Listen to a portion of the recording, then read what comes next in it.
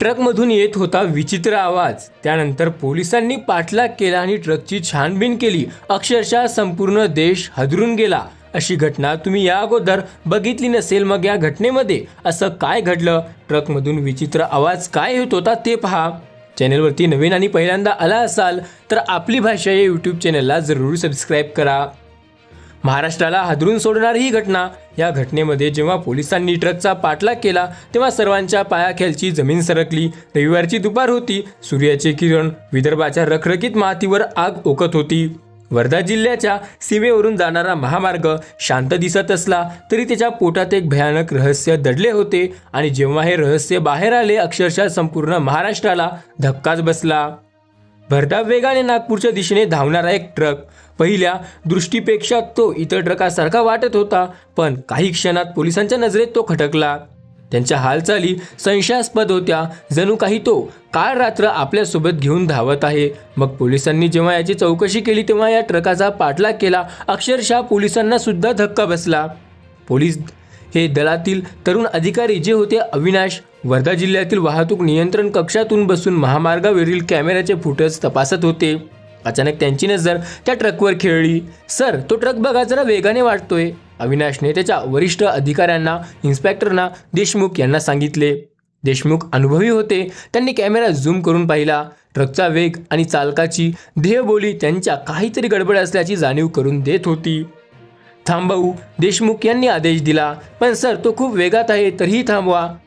वायरलेसने पुढच्या चेकपोस्टला कळवा, मग अशी माहिती दिली. आणि त्यानंतर तो प्रकार थोडासा होता तो घडण्यास सुरू झाली होती. आणि तो प्रकार असा समोर येणार होता की अक्षरशः संपूर्ण महाराष्ट्र हादरून जाणार होता. महाराष्ट्र हादरून जाणार होता. दिवसेंदिवस या घटना महाराष्ट्रात प्रचंड घडत आहेत. आणि अशा घटना ज्यामुळे संपूर्ण देश हादरून गेला. पुढे मग चेकपोस्टवर असलेल्या पोलिसांनी लगेच ट्रक थांबवण्याचा प्रयत्न केला. हात दाखवले, शिट्ट्या वाजवल्या, पण ट्रक थांबायला तयार नव्हता. उलट त्याने आणखीन वेग घेतला आणि पोस्टाकडे धावत ते पुढे पळू लागला. पोलिसांचा संशय आता पक्काच झाला. वायरलेस मेसेज फिरवता तातडीने अतिरिक्त कुमल बोलवण्याची सुरुवात केली. नाकाबंदी करा, जिथे मिळेल तिथे त्याला थांबवा. देशमुख यांचा आवाज रागाने थरथरत होता. तात्काळ कारवाई सुरू झाली. जागोजागी नाकाबंदी उभी केली. हिंगणी, बोटी, बोरी, वर्धा या 3 ठिकाणी नाकाबंदी तर करण्यात आली. पण ट्रक चालकाने एका निष्पाप गुन्हेगाराप्रमाणे या 3ही नाकाबंद्या भिरल्या.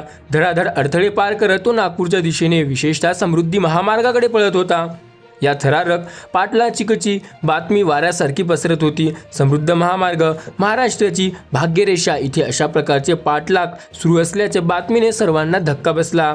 हा पाठलाग अगदी एखाद्या हॉलिवूडच्या चित्रपटातील दृश्याप्रमाणे होता. पोलिसांच्या गाड्या सायरन वाजवत होते. त्यांचे चमकणारे दिवे अंधाऱ्या रात्रीतून जणू मृत्यूचे संदेश देत होते. आणि समोर भरधाव वेगाने धावणारा तो ट्रक. मग याचा दरम्यान अकोल्यावरून नागपूरच्या दिशेने निघालेल्या शिवसेनेच्या युवासेनेने काही कार्यकर्ते देखील या दृश्याचे साक्षीदार झाले. समाजसेविकेचे धमक त्यांच्या रक्तात होती. त्यांनी विचार न करता आपल्या गाड्या पोलिसांच्या पाठोपाठ लावल्या आणि ट्रकचा पाठलाग सुरू केला. थांबवा, त्याला थांबवा, हा हरामखोर, शिक्षा झालीच पाहिजे याला. एका कार्यकर्त्याने आवाज गाडीच्या आतून घुमला. शेवटी तो ट्रक समृद्धी महामार्गावर सोडून हिंगाळा तालुक्यातील एका निर्जन भागात कच्च्या रस्त्यावर वळला. चालकाला वाटले असावे की इथे तो सुरक्षित राहील, पण त्याच्या दुर्दैवाने पोलिसांनी आणि कार्यकर्त्यांनी त्याचा पिछाही अजिबात सोडला नाही. अचानक ट्रक थांबला. अंधारातून 3 आकृत्या ट्रकच्या कॅबिनमधून बाहेर पडल्या. अनेक क्षणात अंधारात नाहीशा झाल्या. पोलीस आणि कार्यकर्त्यांनी ट्रक जवळ पोहोचली. काही मिनिटे लागली. ट्रक बंद होता. त्यांची दार आतून बंद होती. अविनाशने त्यांच्या सर्व ताकदगिरीने दाखवला आणि दार उघडला आणि प्रयत्न केला. एका मोठ्या प्रयत्नानंतर दार उघडले आणि समोर जे दृश्य होते ते पाहून काय झाला थरकाप पडेल.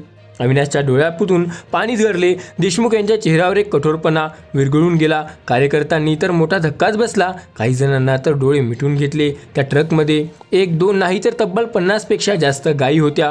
गायी दाटीवाटीने कोंबून ठेवल्या होत्या. श्वास घ्यायलाही त्यांना जागा नव्हती. त्यांच्या पायांना दोरी घट्ट बांधून होत्या, जेणेकरून त्या हलू शकणार नाही. त्यांच्या डोळ्यामध्ये भीती स्पष्ट दिसत होती. मृत्यूपूर्वीची भयानक भीती. काही गायींनी तर आधीच प्राण सोडले होते आणि त्यांचे मृतदेह इतर गायीच्या शरीराखाली दबले होते. आणि हे बघत नव्हतं. त्यांचे शरीर रक्ताने मळकळे होते, घामाने डबलेले होते आणि प्रत्येक श्वासासाठी त्या तडपडत होत्या. ट्रकच्या आत दुर्गंधाचा ढिगारा चालत होता. रक्त, घाम, भूक, तहान आणि श्वासासाठी तडपडतले हे दृश्य अगदी भयानक होतं. पोलिसांनी आणि कार्यकर्त्यांनी क्षणभराचंही सुलक नाही घातली. तेवढ्यात पूर्णपणे ज्या निर्दयाने एखाद्या जिवंत प्राण्याला कसं कोणी कोंबवू शकतं याचा विचार केला आणि सगळ्यांना पटकन खाली उतरवलं. गायीच्या मृतदेहांचा धिंगारा, दुर्गधी, जखमी प्राण्यांची धडपड या सगळ्या वातावरणात एक भेसूर शांतता पसरली होती.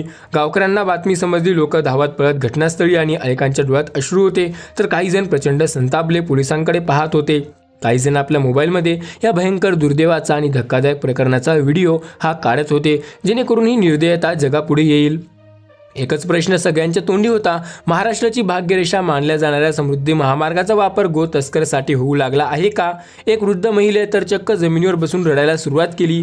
या पापी लोकांना शिक्षा झालीच पाहिजे. आणि त्यानंतर पुढे मग हा प्रकार सुरू झाला. या पापी लोकांना शिक्षा हे झालीच पाहिजे. हे निर्दयी लोक आहेत. तिचा आवाज हे पूर्णपणे दबून गेला. अविनाशने आपल्या डोळ्यातील अश्रू पुसले आणि त्याने ठरवले या गुन्हेगारांना कोणत्याही परिस्थितीत पकडलंच पाहिजे. सर, आपण तात्काळ शोध मोहीम सुरू करूया. हे फार काळ लपून राहणार नाही, अविनाश देशमुख यांना सांगितले. हो, ताबडतोब कोणत्याही परिस्थितीत या गुन्हेगारांना पकडणे गरजेचे आहे, देशमुख यांनी गंभीरपणे सांगितले. या घटनेवर पोलिसांनी अज्ञात तस्कराविरुद्ध गुन्हा दाखल केला. जखमी गायींना तात्काळ वैद्यकीय मदत पुरवण्यात आली आणि मृत गायींचे योग्य पद्धतीने अंत्यसंस्कार करण्यात आले.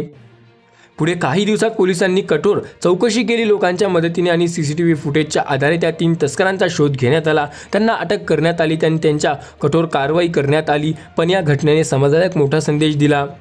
तो म्हणजे प्राणी हे असतातच, पण त्यांचे संरक्षण करणे आपले काम आहे. पशुधन तस्करी किंवा प्राण्यांच्या होणाऱ्या अत्याचाराविरोधात आपल्याला अधिक जागृती राहण्याची गरज आहे. समृद्धी महामार्गावर विकासाचे प्रगतीचे जरी असला तरी तो मानवी कृत्यासाठी अशा घटनांना बळी पडू नये यासाठी सर्वांनी मिळून प्रयत्न करण्यात आवश्यक आहे. या घटनेचा पाठलाग करू दिला की आपल्या भोवती अजूनही असा अंधार आहे जिथे निष्पाप जानवरावर अत्याचार होतात.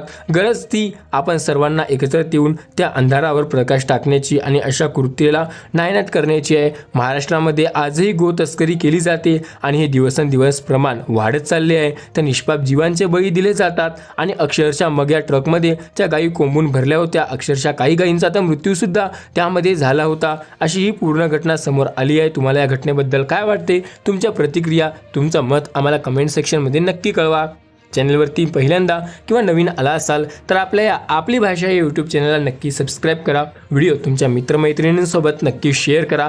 भेटूया पुन्हा एकदा अशाच इंटरेस्टिंग व्हिडिओसोबत. तोपर्यंत धन्यवाद.